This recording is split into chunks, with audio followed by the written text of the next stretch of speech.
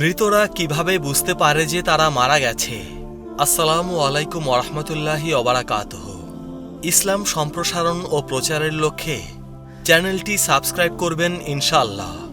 মৃত ব্যক্তি শুরুতেই বুঝতে পারে না যে সে মারা গেছে। মৃত ব্যক্তি ভাবে সে মৃত্যুর স্বপ্ন দেখছে, সে কাঁদছে, সে গোসল করছে, নিজেকে গাঁটছড়া করছে এবং কবরে যেতে দেখছে। মাটিতে স্তূপ হয়ে গেলে তার মনে সবসময় স্বপ্ন দেখার ছাপ থাকে।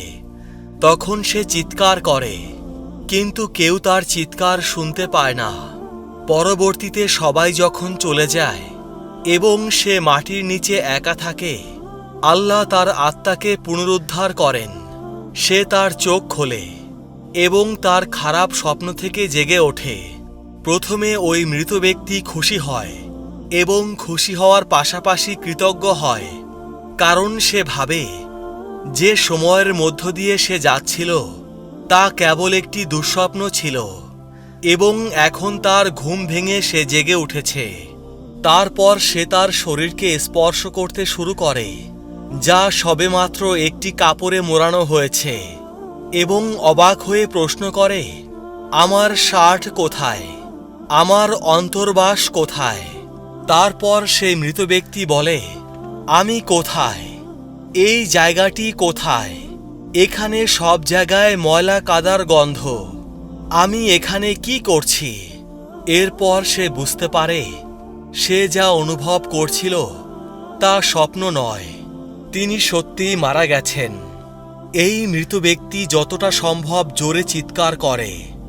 সে তার ওই সকল আত্মীয়দেরকে ডাকতে থাকে যারা তাকে বাঁচাতে পারবে, কিন্তু তার পছন্দের কোনো আত্মীয় তার উত্তর দেয় না। তখন তার মনে পড়ে যে এই মুহূর্তে আল্লাহই একমাত্র ভরসা। এরপর মৃত ব্যক্তি আল্লাহর জন্য কাঁদেন এবং তার কাছে ক্ষমা প্রার্থনা করার সময় তার কাছে প্রার্থনা করেন, ইয়া আল্লাহ, ইয়া আল্লাহ, আমাকে ক্ষমা করো। হে আল্লাহ, দয়া করে আমাকে ক্ষমা করো। সে এমন এক অবিশ্বাস্য ভয়ে চিৎকার করে যা সে তার জীবদ্দশায় আগে কখনো অনুভব করেনি। যদি সে একজন ভালো মানুষ হয়, হাস্যোজ্জ্বল মুখের দুইজন ফেরেশতা তাকে সান্ত্বনা দিতে বসবে, তারপর তার সর্বোত্তম সেবা করবে।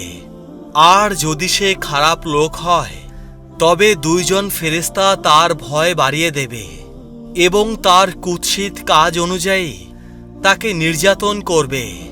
হে আল্লাহ, আমার গুনাহ এবং আমার মা বাবা, স্ত্রী, সন্তান এবং আমার সমস্ত পরিবার এবং বন্ধুদের গুনাহ মাফ করে দিন।